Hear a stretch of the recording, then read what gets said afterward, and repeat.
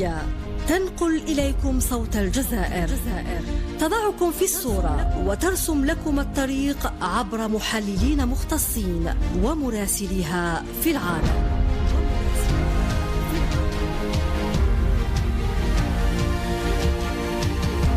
إذاعة الجزائر الدولية، صوتنا في العالم. مع إذاعة الجزائر الدولية لن تفوتكم لحظة واحدة من الأخبار السياسية والاقتصادية الهامة. إذاعة الجزائر الدولية، صوتنا في العالم.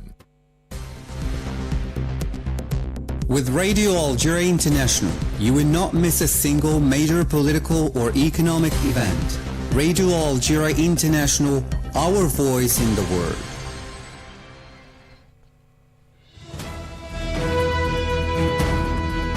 This is the English service of Radio Algeria International. It's time for the news. The President of the Republic, Mr. Abdelmajid Tebboune, has chaired a meeting of the Council of Ministers devoted to the presentations on the follow-up of bilateral cooperation agreements concluded with Chad and Niger and the National Strategy for Cancer Prevention and Control up to 2035. The Minister Delegate to the Minister of National Defense and Chief of Staff of the People's National Army, Army General Said Chengli, has presided over the opening of a national forum entitled The Algerian Approach to Building Security and Peace in Africa.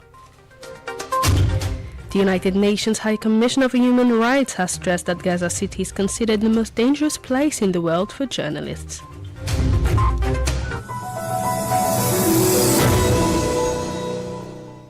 Hello and welcome to Radio Algeria International. I'm your host, Mariam Bershi. The President of the Republic, Supreme Commander of the Armed Forces and Minister of National Defense, Mr. Abdelmajid Tebboune, has chaired a meeting of the Council of Ministers devoted to presentations on the follow-up of bilateral cooperation agreements concluded with Chad and Niger and the National Strategy for Cancer Prevention and Control up to 2035. The details with Mr. Cherfi. The President issued several instructions and guidelines. He first ordered to recover embezzled funds and reintegrate them into the national economy, particularly in the automotive sector in Tisemsil Tembatna, reaffirming the state's determination to continue fighting corruption. On cooperation with Niger, he called for diversifying cooperation into priority sectors, stressing the need to complete a power plant there within 3 months. The head of state reaffirmed Algeria's readiness to deepen partnership, notably in oil exploration, and urged for stronger coordination mechanisms, increased ministerial visits, and the launch of joint media cooperation. Regarding cooperation with Chad, he emphasized the importance of strengthening cooperation, especially in energy, electricity production, and oil exploration. He also called for accelerating the construction of a cement plant with a capacity over 1 million tons annually, and for Algerian companies to complete 2 sections of the Trans-Saharan Road in Chad to boost trade. On the national cancer strategy, he gave instructions on the adoption of a comprehensive approach based on prevention, early detection and effective treatment, alongside strengthening healthcare infrastructure, improving patient care nationwide, and studying the construction of an oncology hospital in each province. He also called for a better monitoring of the availability and distribution of cancer medicines, the rapid setting up of import control laboratories at ports and airports, and improved intersectoral coordination. Regarding transport, the President ordered the withdrawal of over 25-year-old buses from the national fleet within a maximum of 3 months. In another development, the President of the Republic, Mr. Abdelmajid Tebboune, thanked the health workers for their response to the Algerian bus accident in Tunisia and praised the Tunisian authorities for their support. The Minister Delegate to the Minister of National Defense and Chief of Staff of the People's National Army, Army General Said Chengli, presided today over the opening of a national forum entitled The Algerian Approach to Building Security and Peace in Africa. The Army General warned that Africa's security challenges are increasingly shaped by external interference with foreign agendas or agendas exploiting internal conflicts to reshape power dynamics, fuel divisions, and even promote separatism.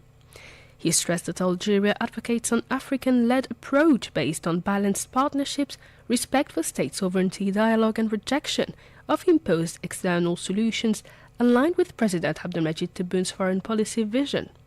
Algeria also calls on African states to strengthen their internal resilience and work towards and together to build a stable, secure continent grounded in solidarity and mutual benefit. The forum, officially opened by the Army General Said Chengriha, brought together experts and academics to discuss these challenges and proposed strategies for peace and security in Africa. The Vice President of the Council of the Nation in charge of Foreign Affairs, Mr. Rabeh Beghali, has received the President of the Italy-Algeria Parliamentary Friendship Group, Mr. Andrea Mascaretti. On the occasion, Mr. Beghali hailed the depth of the historical relations between the two countries, rooted in a shared civilizational heritage and Italian solidarity during the War of National Liberation, which contributed to internationalizing the Algerian cause, affirming that this legacy underpins a solid strategic partnership and stronger cooperation, while stressing the importance of the visit in enhancing dialogue and parliamentary diplomacy. Mr. Mascaretti, for his part, reiterated his country's commitment to strengthening friendship and cooperation with Algeria, reflecting deep ties existing between the two peoples, and affirmed that the Italian parliamentary group's readiness to bolster bilateral cooperation, particularly at the parliamentary level. Both parties welcome key initiatives strengthening the Algerian-Italian partnership, notably the Matia Plan, seen as a promising framework to boost cooperation in energy and sustainable development, enhance economic integration, and serve mutual interests while supporting regional stability. The President of the Constitutional Court, Leila Aslawi, has received the head of Mauritania's Constitutional Council, Diallo Mamadou Batia, for talks on the functioning of their respective institutions. The meeting held ahead of the court's third international conference on constitutional review and the protection of rights and freedoms, focused on electoral oversight mechanisms and safeguards for rights, particularly the exception for unconstitutionality. Still in Algiers, the Secretary of State to the Minister of Foreign Affairs in charge of the national community abroad, Mr. Sofiane Chaib, has chaired via video conference a meeting with several members of the Algerian community living in St. Petersburg, Russia. The meeting coincided with a series of itinerant consular services organized by the Algerian Embassy in Moscow for members of the national community in several Russian cities, particularly those hosting a large Algerian community. On the occasion, Mr. Chaib said such meetings reflect the state's commitment to strengthening communication with its diaspora and improving consular services. A high-level Algerian technical delegation is in the Chadian capital, N'Djamena, to examine the preparations for the construction of two strategic sections of the Trans-Saharan Highway on Chadian territory.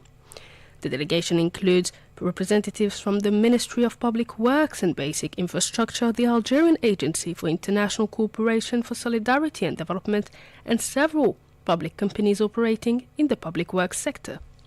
As part of the guidelines of President Abdelmadjid Tebboune to strengthen cooperation with Chad, the delegation arrived in N'Djamena on a visit aimed at implementing the agreements and memorandums of cooperation signed on April 22nd, particularly in public works and infrastructure, with the participation of key ministries and major national companies.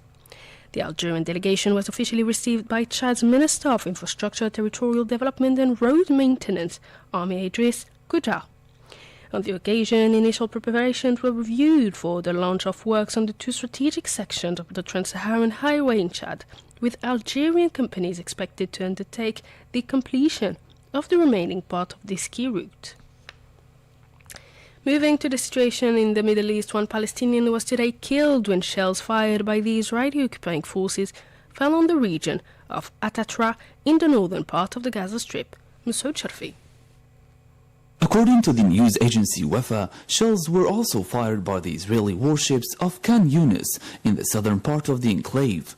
This came as Médecins Sans Frontières MSF warned against the disastrous situation prevailing in the Gaza Strip, where about 90% of the health infrastructure have been destroyed or partially damaged by the Israeli continued attacks.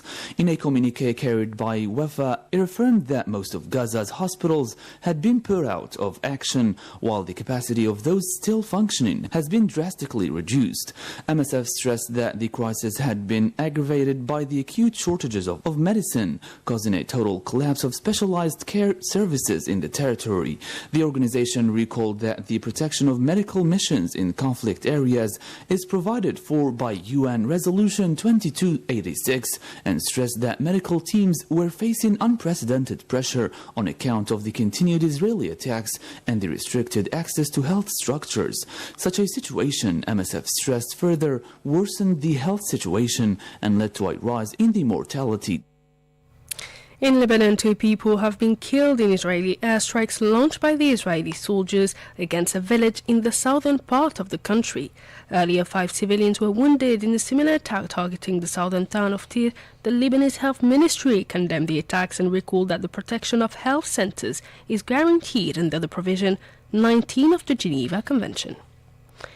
The World Health Organization, the International Committee of the Red Cross and Médecins Sans Frontières have denounced the intensification of attacks targeting healthcare providers and patients in conflict zones, deploring the international community's inaction in the face of this situation. In a joint statement, the 3 international health organizations called on the international community to act urgently to protect health workers and patients, stressing that the current situation is worse than it was 10 years ago.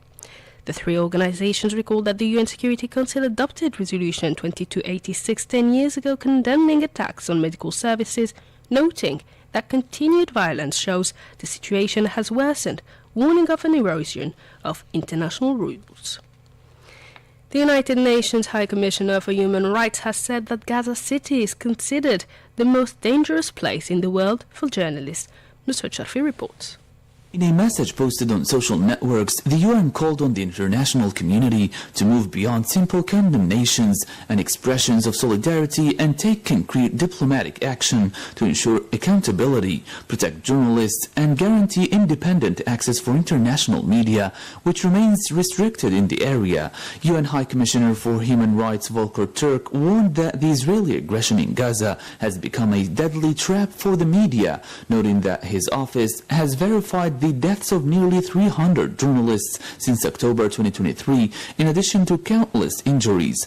Earlier, the head of the Freedom Committee of the Palestinian Journalists Union, Mohammed Al-Laham, said the number of Palestinian journalists killed has risen to 262, denouncing an escalation in attacks since October 7, 2023.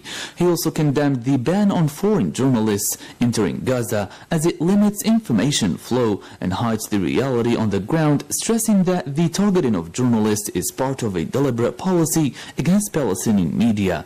In this regard, the Office of the United Nations High Commissioner for Human Rights in Sudan called for the need to protect journalists who carry out their professional duty and defend the truth amid the ongoing conflict in several regions of the country. In a post on its official social media accounts on World Press Freedom Day, the UN office said journalists in Sudan face displacement, arrest and death, but continue to report the truth, warning the ongoing violations, silence voices, and restrict access to information, and calling for their protection and for the defense of media freedom, as the country has been gripped since April 2023 by an armed conflict between the Sudanese army and the rapid support paramilitary forces that has killed thousands and displaced millions.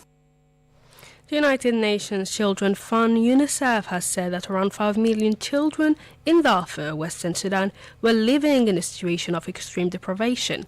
UNICEF issued a red alert saying that 20 years after the Darfur conflict that displaced nearly 2 million people, the situation is worsening again with the current conflict ongoing for 3 years amid general indifference, proving especially devastating for children, as more than half in parts of Darfur suffer from acute malnutrition or famine, notably in El Fasher, where over 1,300 children have been killed or injured in just over 2 years. UNICEF representative in Sudan, Sheldon Yeat, deplored from Port Sudan that despite a situation marked by violence, hunger and forced displacement that should have sparked international outrage, the world's silence remains deafening, warning that the crisis is worsening. Humanitarian workers are being targeted and no place is safe in Sudan, while noting that UNICEF has received only 16% of the funds needed for its 2026 operations.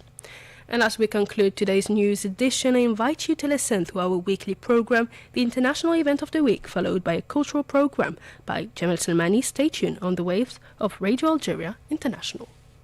The International Event of the Week. As the situation remained in a stalemate in Iran, the UN Secretary General Antonio Guterres called for an immediate reopening of the Hormuz Strait and restore the freedom of navigation through the vital maritime route.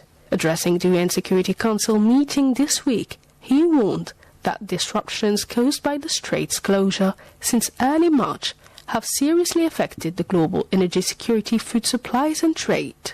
The UN chief stressed the importance of the strait to the global economy, as it allows the transit of nearly 1/5 of global oil trade and about 1/3 of internationally traded fertilizers. In this respect, he warned that rising costs are slowing life-saving deliveries, underlining that prolonged disruptions risk triggering a global food emergency, pushing, as he put it, millions of people, especially in Africa and South Asia, into hunger and poverty. Asked on whether the UN Secretary General called on all the parties to avoid turning a military confrontation into an economic catastrophe is likely to be heard, our political analyst from California, Hamoud Salhi, has this to say. Whether the United Nations Secretary General Antonio Guterres' call for the immediate reopening of the Strait of Hormuz will be headed largely depends on the willingness of the United States and the Jewish states to de-escalate the situation.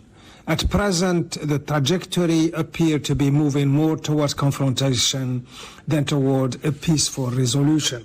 Iran has demonstrated a degree of flexibility by proposing a phased negotiation framework. In this approach, the first phase would involve reopening the Strait of Hormuz alongside the lifting of blockades.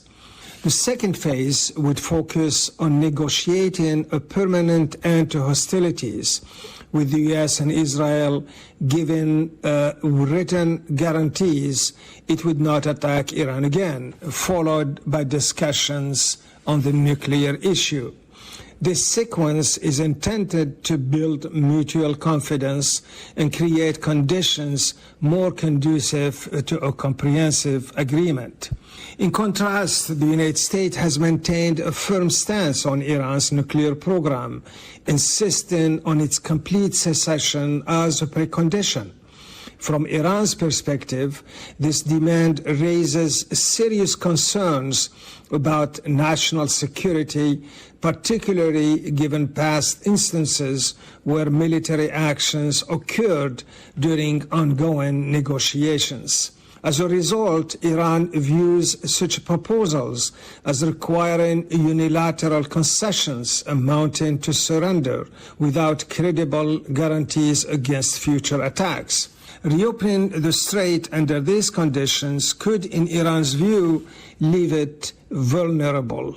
Meanwhile, the continued military buildup, marked by increased U.S. troops deployments and Iran's defensive preparations, further reduces the likelihood that Guterres' appeal will be successful.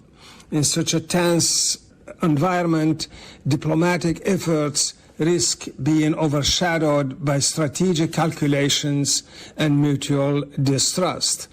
Therefore, while the Secretary General's warning about the global consequences of prolonged disruption is both urgent and valid, it is unlikely to be fully heeded in the near term.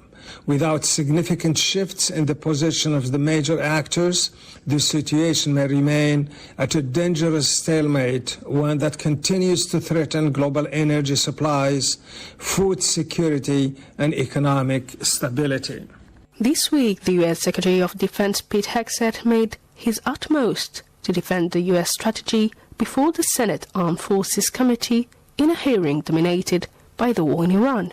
The hearing came one day after the U.S. Secretary of Defense and the chairman of the Joint Chiefs of Staff, Dan Kane, appeared before a House committee. During the hearing, the first since US-Israeli attacks were launched on Iran on February 28th, the US Secretary of Defense argued that the clock has posed on a deadline for the US administration to seek approval from the Congress for the war on Iran in a reference to the ceasefire, which has been extended. Under the War Powers Resolution adopted in 1973, the US President must put a halt to any use of the armed forces within 60 days after having formally notified the Congress of the strikes against Iran, unless he is allowed by the Congress to pursue the campaign. Ask if the US Congress would agree to a 30-day extension of the war as provided for by the War Powers Resolution. Our California-based political analyst Hamad Salhi had the following. Congress would likely agree to a 30-day extension of the war as provided by the War Powers Resolutions, but largely as a pragmatic compromise rather than a full endorsement of the War Powers Resolution Acts. At present, President Donald Trump is taking the legal path that Congress lacks the authority to compel him to end the war under the War Powers Resolution Act.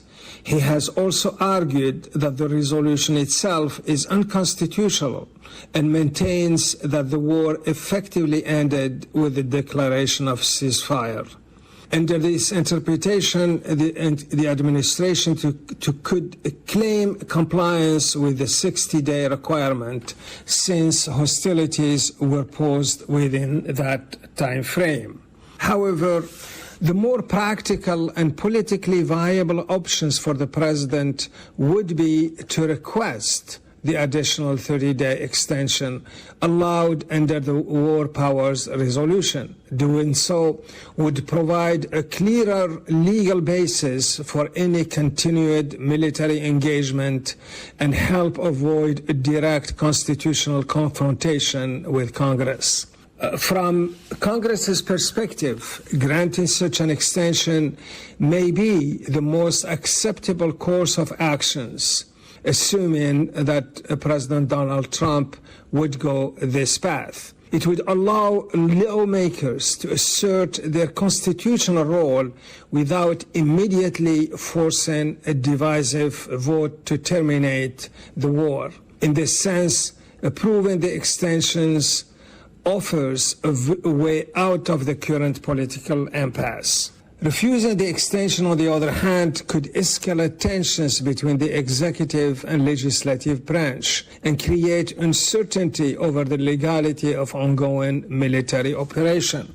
Therefore, despite reservations, Congress is likely to approve the extension as a temporary and pragmatic solution, but that all falls under President Donald Trump prerogatives.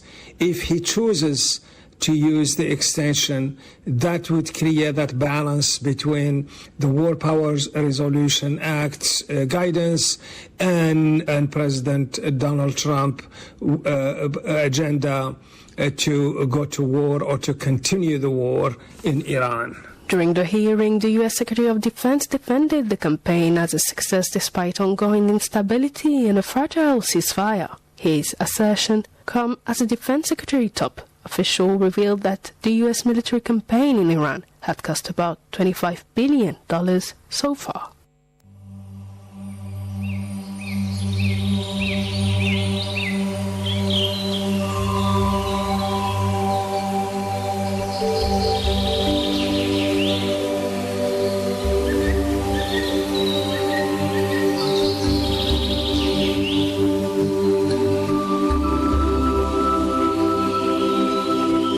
Located in the Bekhna province here in Algiers, the Belezma National Park is considered to be one of the most important national parks in this vast biodiverse country.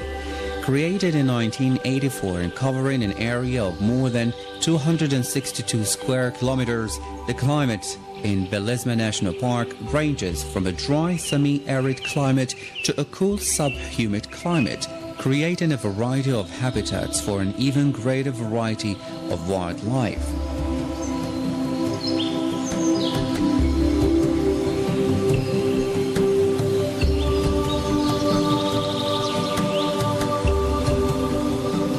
Belezma National Park is home to more than 440 species of flora and in excess of 300 species of fauna, 59 of which have the status of being protected.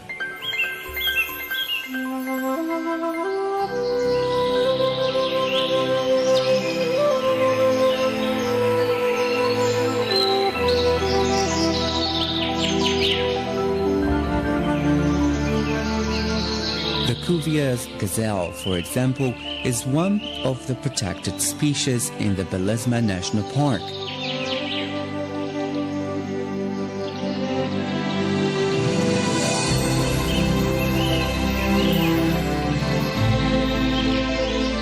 It is believed that there are only approximately 2,000 of these beautiful endangered animals remaining in 8 northern African nature reserves, including the Belezma National Park.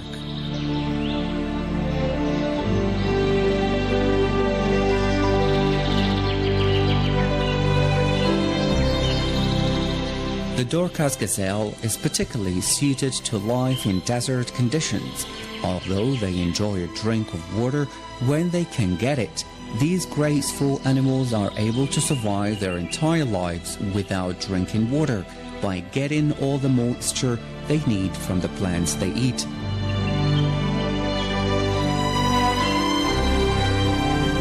The Dorcas gazelle is on the International Union for Conservation of Nature Red List of Threatened Species and is protected in the Belezma National Park.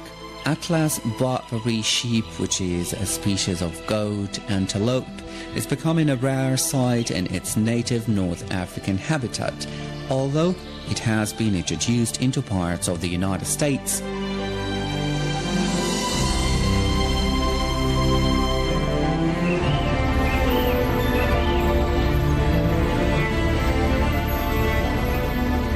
Visitors to the Belezma National Park may spot one of these elusive, solitary animals as they graze among any available plants in the semi-arid areas of the park.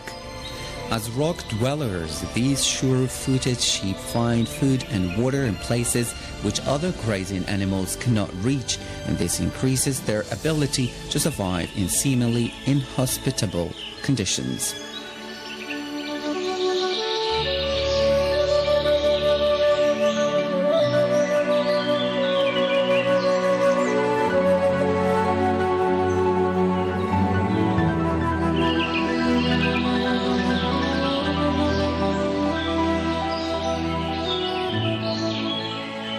Algeria's most endangered animal is the serval, an attractive medium-sized white cat.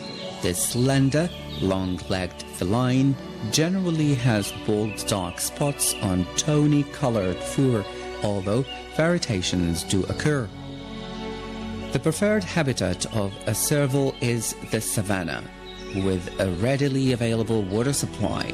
Although the serval is a master of camouflage, visitors to the Belezma National Park stand a good chance of seeing this increasingly rare animal. With more than 300 species of animals resident in the Belezma National Park, even if visitors don't manage to catch sight of the more elusive and rare species, there is still plenty to see in this beautiful part of Algeria.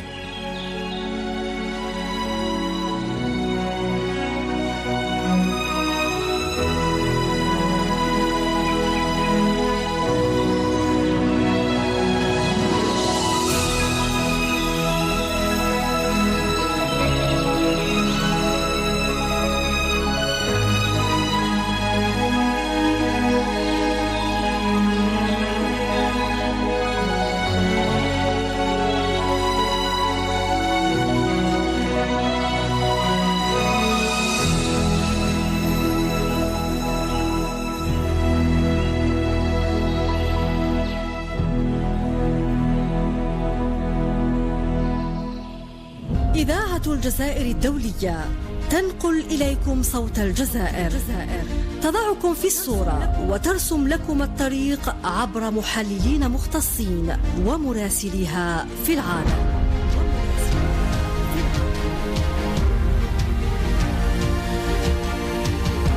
إذاعة الجزائر الجزائر الدولية، صوتنا في العالم.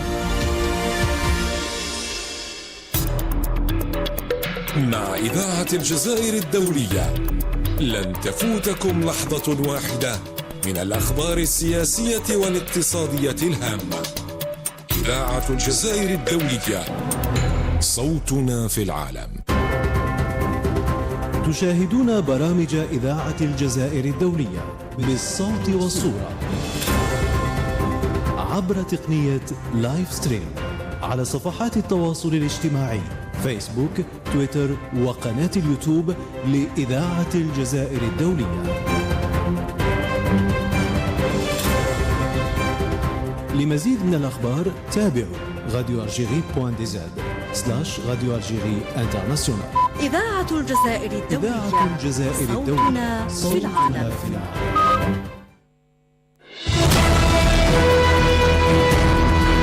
Sintonizan Radio Argelia Internacional, el diario hablado. ¿Qué tal? Buenas tardes. Titulares de este lunes 4 de mayo. El presidente de la República insiste en la necesidad de desarrollar la asociación con países africanos.